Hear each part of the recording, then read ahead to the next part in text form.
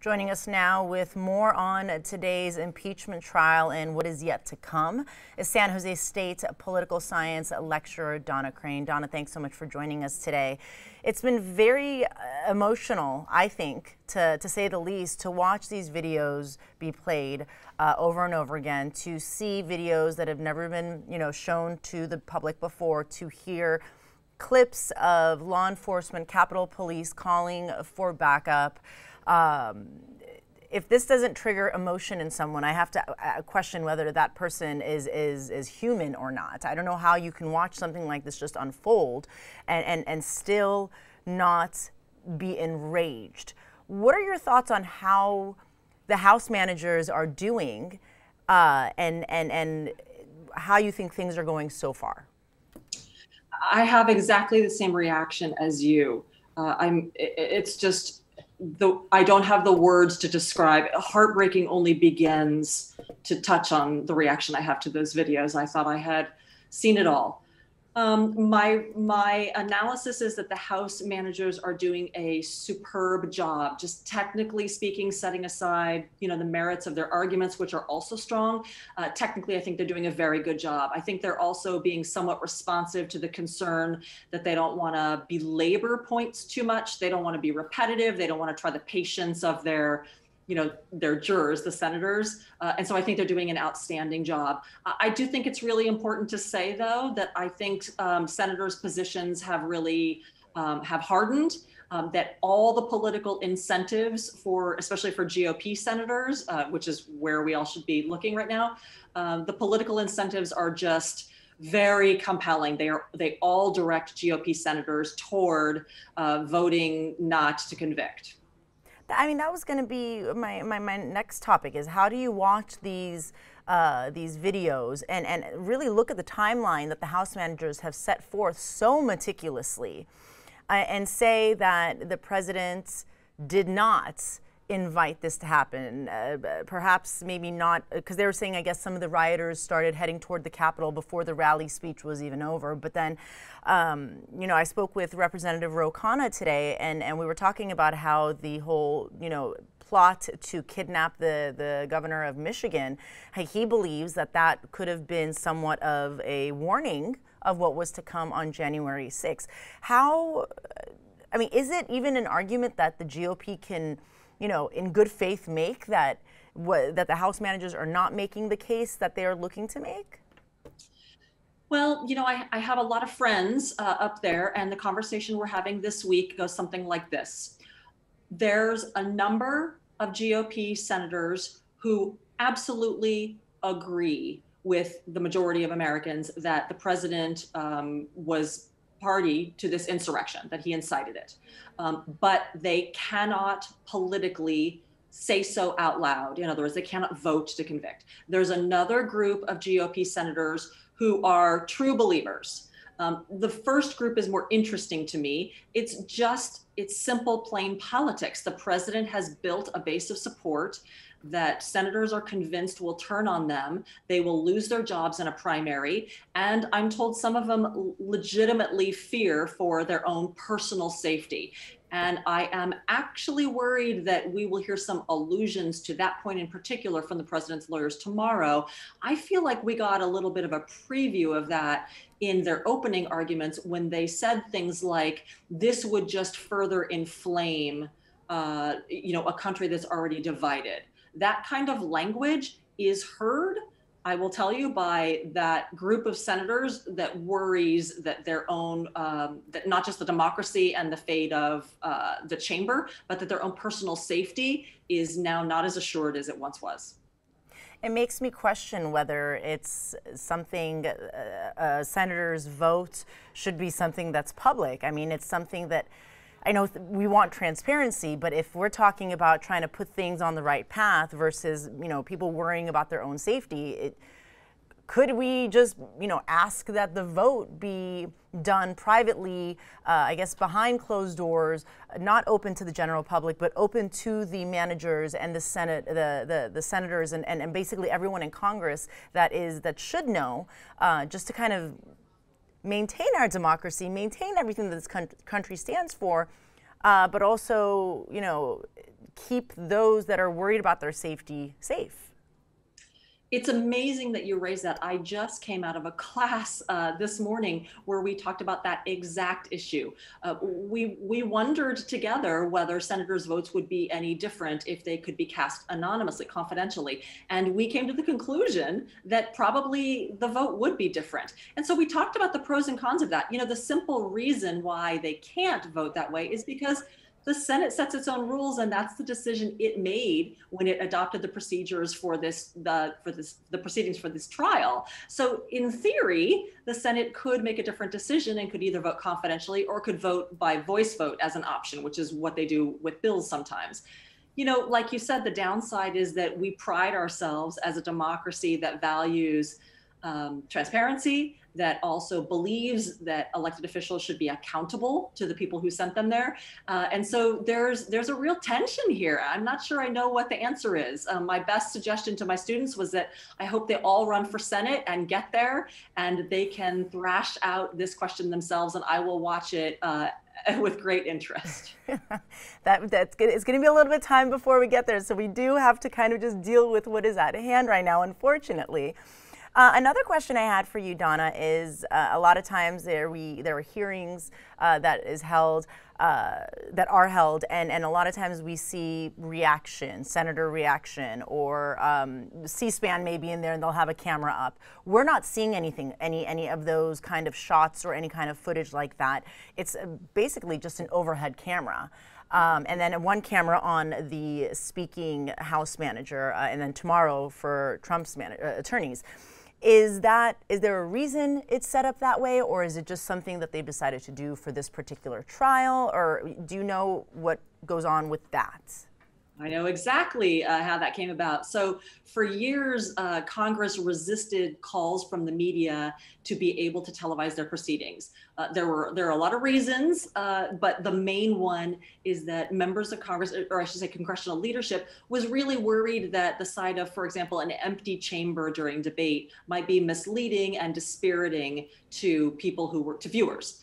But they eventually gave in, and in the late 70s, we got cameras. The cameras are they're owned and operated by the chambers, not by media outlets. So that the House and the Senate leadership have decided where to place them. And that's why we get this sort of static view, just looking into the well of the Senate, and we don't get reaction shots coming the other direction. That is the history.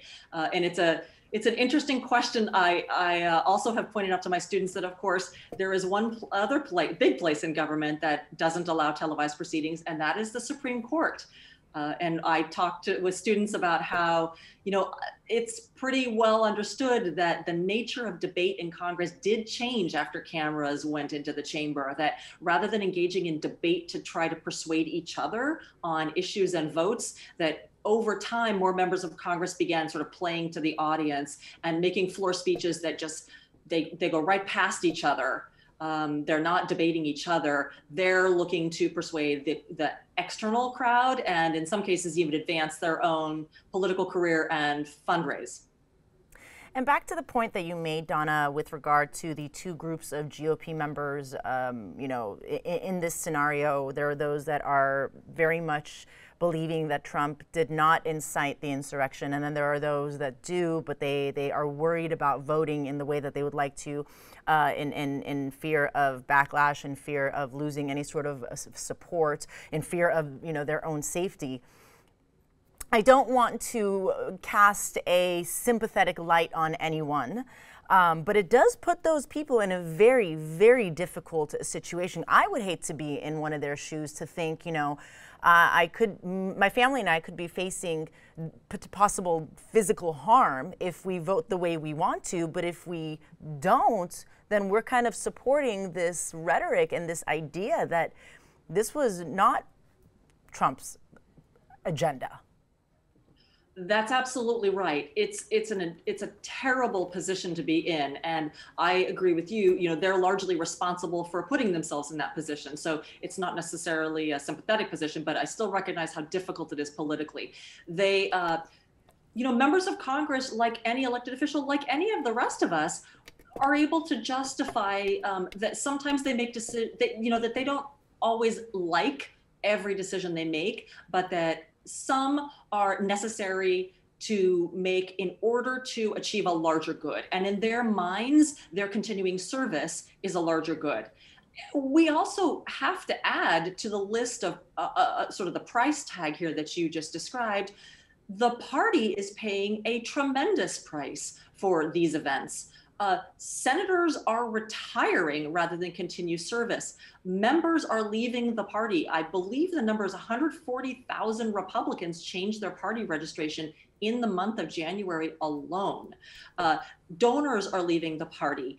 People are suspending contributions. This is a party in crisis. And I say that with no glee. I think democracy doesn't work very well unless you have a really vibrant, robust multi-party system. And the Republicans are paying a tremendous price for having fostered, in part, this sort of white nationalist base, this sort of conspiracy love affair rather than a commitment to real ideas and policies. And now it's taken over and the party is being consumed from within. It's a terrible price to pay. And I think these folks, these GOP senators are feeling it. And I think it's actually one of the reasons why we're hearing some of them start to lash out a lot this week. They're calling this a waste of time, that they think this is a waste of taxpayer money. I think this is sort of a classic projection strategy. They're not enjoying their position this week, and for good reason. It's very difficult. Well, I think it goes to say that there is a difference between being a supporter of Donald Trump and being a Republican, because I think to some degree Donald Trump's actions, especially in this last 8 weeks, 6 weeks, whatever time frame you want to put on it, has really villainized or vilified the GOP, whereas prior to his administration, the GOP was the GOP. There were differing views, differing policies, and things got tense between the two parties. But I don't think it ever got to a point where it was this bad. I mean, correct me if I'm wrong in history. Was it ever like this? That's absolutely right. Well, certainly parties have fallen apart before. So these events are not unique to US history, but you're absolutely right that the party is in a crisis condition. And I should be very clear that the people who are most alarmed by what's happening inside the GOP are my Republican friends. They believe they hold the keys to to the party's past and future.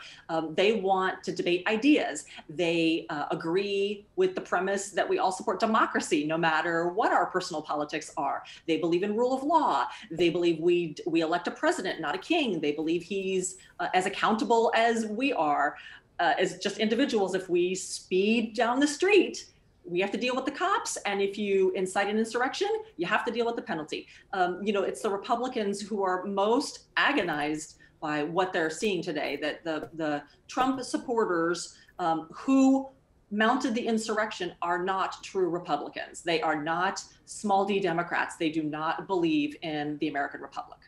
And I do think it is very important to emphasize that, again, regardless of what side of the coin you're on. Because when I spoke to Representative Barbara Lee, I actually asked her, there's a lot of people on the other side that say if this was a Democratic president, you guys wouldn't pursue it as aggressively as you are with Donald Trump. And she said that that's actually not the case. If it was a Democratic president that did everything that led up to January 6th, she said we would pursue him just as aggressively. So I do think that it is very important to note that those, as you mentioned, that were a part of the insurrection on January 6th, I don't know if I could call them Republicans the way that we historically know Republicans to be. So I think that is, again, very important to note. Now, tomorrow, Donald Trump's lawyers are going to be coming forward, putting forth their case, setting forth any defenses they have or whatnot. What do you think are some key things we should keep an eye out for? I think they're going to emphasize a couple things, both of which will be really interesting to see unfold. I think, first of all, they know they have the votes, so they know their job is not one of persuasion. They really just have to tick the box and then move on. So I actually think that their presentation is going to be quite short. I think they're going to actually finish tomorrow. I think they're probably going to re-emphasize the process points they've made. They are not going to relitigate, or I should say even litigate in the first place, whether these events were catastrophic. I think they're merely going to say, you do not have jurisdiction here to punish the former president. So they're going to emphasize those process points. I think it's likely they're going to hold out the subtle, or maybe not so subtle, threat that the mob could return and wreak its vengeance on senators who do vote to convict. I think that's worth watching for. And I think it's also likely that they might try to do a little bit of both sidesism. I think they might cite examples from Democrats' hot rhetoric in the past, and they will make the argument that these are comparable. Of course, my view on this is that there probably are good examples like this coming from the Democratic side, but none of those resulted in an attempted coup or an attempted insurrection. So they are qualitatively quite different. But I think those would be the few things that would be highlights, if we can call them that, from tomorrow's presentations. Definitely things to look out for. You were just talking about the threat of attack again, and I just got chills as you said that, replaying some of the footage that we've seen in my mind. I can't tell you the anxiety that built up in me yesterday watching. It's very, very intense, I guess, for a lack of a better way of putting it. Well, Donna, we always appreciate your time. I'm sure that, once we see how this kind of unfolds, and tomorrow and just everything in the coming days, how things go, we will be speaking to you again. But for now, we are so grateful for you speaking with us this afternoon. Thank you so much. Thank you.